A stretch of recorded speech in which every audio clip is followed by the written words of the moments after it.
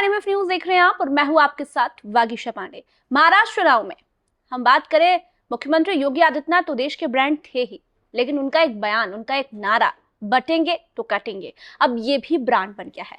लेकिन ये जानना जरूरी है कि आखिर ये नारा क्यों चला, ये नारा क्यों फेमस हुआ। बटेंगे तो कटेंगे, सभी उसी पीच पर आ गए।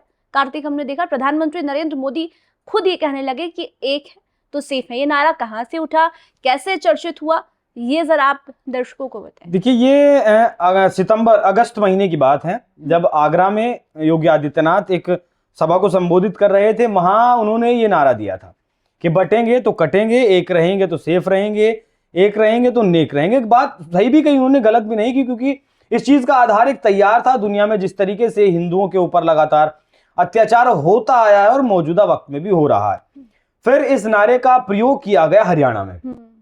जो सफल हरियाणा में बहुत ज्यादा मुस्लिम नहीं है, लेकिन नूह और मेवात दो ऐसी जगह हैं जो मुस्लिम बहुल इलाके हैं, मुस्लिम बहुल सीटें हैं। मामन खान कांग्रेस पार्टी के एक विधायक भी हैं वहां से, उनके भी लगातार भड़काऊ बयान आए। शायद 2023 की या 2024 की शुरुआत की बात है, जब एक शोभा यात्रा के ऊपर पत्थरबाजी की गई नूह में, और मंदिर में जब वो लोग पहुंच भी गए तब भी उनके ऊपर फायरिंग की गई। तो वहां लोगों के भीतर गुस्सा था। हरियाणा में चुनाव था, बीजेपी कहीं ना कहीं बैकफुट पर थी। एग्जिट पोल्स हो या तमाम राजनीतिक विश्लेषक हो, खुद बीजेपी का भी ऐसा दावा था, इंटरनल सोर्सेज से जितनी मेरी बात हुई, वोटिंग तक भी, जब वोटिंग हो चुका था हरियाणा में, तब तक भी मेरी इंटरनल जो बीजेपी के नेता हैं उनसे बात हुई, तो उनका खुद कहना था कि 15 से 20 सीटें अगर हमारी इस बार आ गई तो बहुत अच्छा है। तो क्योंकि किसान आंदोलन का बहुत फर्क पड़ा, हाँ, बहुत सरकार पर। वो आपका किसान आंदोलन का बहुत फर्क था। एमएसपी के लिए बैठे थे। हालांकि सभी 26 फसलों पे ऐलान कर दिया था सीएम सैनी की तरफ से एमएसपी देने का, लेकिन तभी योगी आदित्यनाथ की जब एंट्री होती है, क्योंकि जब चुनाव शुरू हुआ तब मेरी वहां के लोगों से जो बात हुई, उन्होंने कहा कि अगर प्रधानमंत्री नरेंद्र मोदी या फिर योगी आदित्यनाथ यहां आकर चुनाव प्रचार करते हैं तो हो सकता है हालात बदलें। जब योगी आदित्यनाथ ने वहां जाकर ये नारा दिया कि बटेंगे तो कटेंगे, एक हैं, एक रहेंगे तो नेक रहेंगे, तो वो घटनाएं जोड़ी गई मेवात और नूह की। मेवात और नूह में किस तरीके से अवैध घुसपैठिए, वो बांग्लादेश के लोग हों, म्यांमार के लोग हों, बहुत भारी मात्रा में वहां मौजूद हैं। उनके पास उनके आधार कार्ड, पैन कार्ड, सब कुछ है।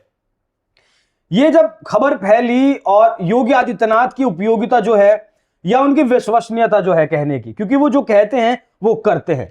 उत्तर प्रदेश में अगर उन्होंने कहा कि यहां जीरो टॉलरेंस की नीति अपनाई जाएगी तो अपनाई जाएगी। अगर एक चौराहे पर कोई बदमाश लड़की को छेड़ता है तो अगले चौराहे पर वो ठोक दिया जाएगा। वो कर दिखाया, तो तब ये योगी आदित्यनाथ के मुंह से नारा निकल गया। देखिए, इस चीज का बहुत फर्क पड़ता है। अगर कोई और नेता शायद इस बयान को देता, उत्तर प्रदेश का ही कोई और नेता या कोई डिप्टी सीएम बयान देता है, तो शायद उतना प्रभावी नहीं होता। लेकिन लोग, योगी आदित्यनाथ की अपनी एक ब्रांड वैल्यू है। हरियाणा में ये नारा कनेक्ट किया नूह मेवात से, तो हरियाणा के लोगों ने बंपर वोट दिया और मतलब 42 सीटें, इतिहास रच दिया बीजेपी ने एक बार फिर से हैट्रिक लगाई। बीजेपी को भी एहसास हुआ कि हाँ, ये नारा चला है, ये नारा चला है, इसीलिए में देखने को मिला। अब महाराष्ट्र के एंगल से समझिए, महाराष्ट्र में योगी आदित्यनाथ ने 11 जनसभाएं की, 31 रैलियां टोटल की है, महाराष्ट्र झारखंड मिला के, नहीं, महाराष्ट्र में 11 जनसभाएं की, 17 जो विधानसभाएं थी उनको कवर किया, 18 कैंडिडेट्स के लिए प्रचार किया, जहां मुस्लिम बाहुल्य क्षेत्र 18 कैंडिडेट्स के लिए उन्होंने प्रचार किया।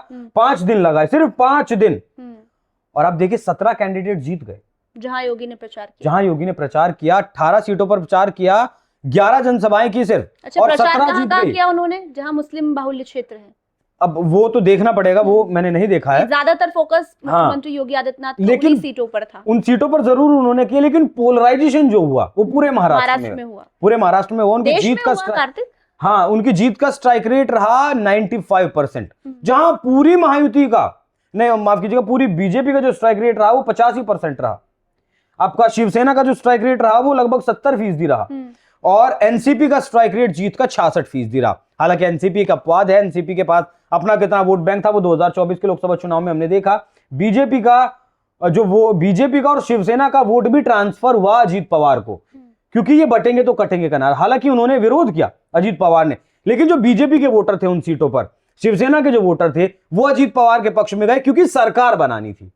सही बात। जो 400 पार का नारा बैकफायर किया था 2024 में, लोगों ने जो सोचा था कि यार 400 पार का नारा दिया है, बहुमत तो आ ही जाएगा, हम छुट्टी मनाते हैं, वो काम महाराष्ट्र में नहीं किया। सारे नेता उसी आधार तैयार था अबू आजमी का वो बयान, जिसमें उन्होंने कहा था कि अगर अभी हमारे 2 विधायक हैं, 6-8 विधायक अगर हो जाते हैं तो किसी की औकात नहीं होगी कि किसी मुसलमान को हाथ लगा दे। वारिस पठान वहां के एक महंत हैं, गुरु हैं, उनका कुछ पैगंबर मोहम्मद पर उन्होंने बयान दिया था, उसको लेकर वारिस पठान मुंबई की सड़कों पर हजारों गाड़ियां लेकर निकले थे। इम्तियाज जलील ने तमाम तरीके के बयान दिए। ओवैसी भाइयों ने मुंबई में जाकर, महाराष्ट्र में जाकर टाइम देखा कि 9:45 हुए हैं, अभी 15 मिनट बाकी हैं।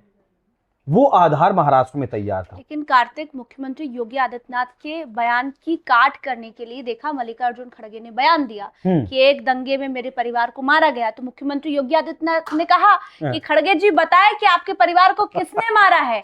वो ये नहीं कहेंगे कि हैदराबाद के निजाम के रजाकारों ने ही मेरे परिवार को मारा। उसके बाद मल्लिकार्जुन खड़गे ने उस लाइन को नहीं दोहराया, एक बार उन्होंने वो बोल दिया, मतलब वो गलती कर गए, काट नहीं कर पाए योगी जी के इस नारे की। हाँ बिल्कुल, योगी आदित्यनाथ ने खुले तौर पर बोला कि रजाकारों ने आपके परिवार को जलाया, बोलिए ना अगर हिम्मत है आपके। बिल्कुल बिल्कुल। तो यहाँ लॉयल्टी हो जाती है गांधी परिवार के लिए। कांग्रेसी जो नेता हैं उनकी लॉयल्टी देश के लिए नहीं होती है, उनकी लॉयल्टी हो जाती है गांधी परिवार के लिए। सबसे बड़ा उदाहरण है मनमोहन सिंह, 10 साल प्रधानमंत्री इस देश के रहे, लेकिन सुपर पीएम किसे कहा जाता था? सुपर पीएम तो सोनिया गांधी को ही कहा जाता था ना, सरकार तो पीछे से वही चलाती थी। तो गांधी परिवार के लिए उनकी लॉयल्टी है, इसलिए मुसलमानों पर नहीं बोल सकते। अगर रजाकारों पर बोलते तो सीधे तौर पर मुस्लिमों पर वो अटैक होता। और जो जोड़ा था 2 यात्राएं करके राहुल गांधी ने, वो लोकसभा चुनाव में उसका असर दिखा, 99 सीटें लेकर आए, लेकिन अब वो गंवा दिया। 15 सीटें जिस महायुति ने जीती थी इस बार लोकसभा चुनाव में, वो 234 सीटें जीतने में कामयाब रही। शायद बीजेपी की 132 सीटें हैं, खुद बीजेपी ने इसकी उम्मीद नहीं की थी। इंटरनल सोर्सेज थे बीजेपी के, अगर हमारा प्रदर्शन बहुत अच्छा रहा तब हम 105 तक पहुंच सकते हैं। 30 सीटें एक्स्ट्रा अगर आई हैं तो वो योगी आदित्यनाथ के उस बयान के कारण आई हैं, जिसका आधार बहुत, मतलब वो कहते हैं ना कि जब लोहा गर्म होता है तो चोट मारनी चाहिए। उस वक्त तो लोहा गर्म था, बांग्लादेश आपका बराबर में चल ही रहा था, इधर महाराष्ट्र के नेताओं के बयान आ गए, इधर झारखंड में घुसपैठ के जो मुद्दे थे वो लगातार आते रहे, धर्मांतरण का मुद्दा चल ही रहा है महाराष्ट्र में। तो बहुत सारे जो आधार था, एक मजबूत बेस तैयार था, जिस पर योगी आदित्यनाथ ने चोट दिया और ये नारा दिया। का समर्थन था, आरएसएस खुलकर समर्थन में आया और संगठन बनाया आरएसएस ने। वागिशा, मैंने सुना है कि जो 12,000 सभाएं हरियाणा में की थी, मैं महाराष्ट्र के आंकड़े को लेकर कंफर्म नहीं हूं, लेकिन ऐसा सुनने में आया है कि आरएसएस के द्वारा 60,000 सभाएं की गई हैं महाराष्ट्र में, क्योंकि 2025 में 100 साल भी पूरे हो रहे हैं संगठन के। नागपुर में इनका कार्यालय है आरएसएस का। तो अगर सरकार नहीं होगी बीजेपी की महाराष्ट्र में, तो कहीं ना कहीं आरएसएस को तकलीफ होगी। अगले साल उन्हें एक भव्य कार्यक्रम करना है नागपुर में अपने 100 साल पूरे होने पर, उसके लिए भी इसीलिए उन्होंने 60,000 सभाएं की, खुलकर योगी आदित्यनाथ के नारे का समर्थन किया।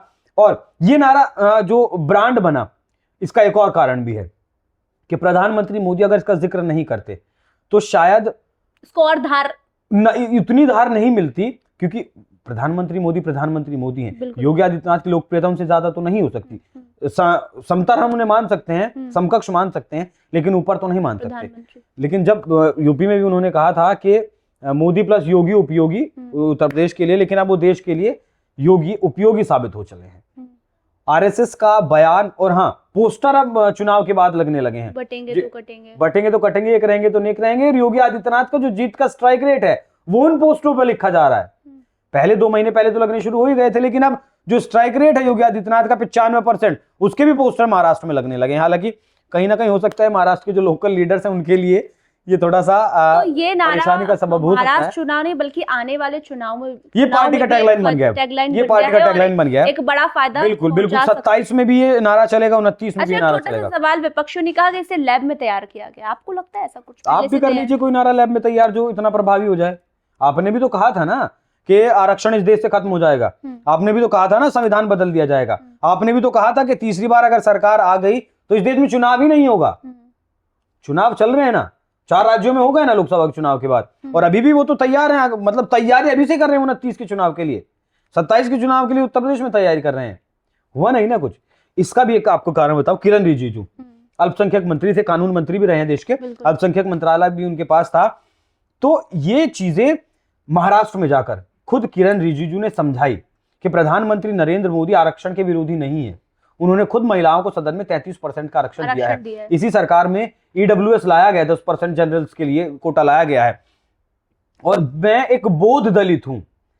अब तक किसी सरकार ने अल्पसंख्यक मंत्रालय अगर किसी को दिया है तो मुस्लिम को दिया है, जबकि दूसरी सबसे बड़ी जो है मेजोरिटी वो देश में है। लेकिन प्रधानमंत्री मोदी ने एक बौद्ध को और ऊपर से एक दलित को इस मंत्रालय को दिया है, जिससे कि मैं आप लोगों के साथ बात कर सकूं, आप लोगों के मुद्दों को समझ सकूं, आप लोगों की समस्याएं क्या हैं वो डायरेक्ट प्रधानमंत्री मोदी तक पहुंचा सकूं। तो वो आरक्षण के विरोधी नहीं है।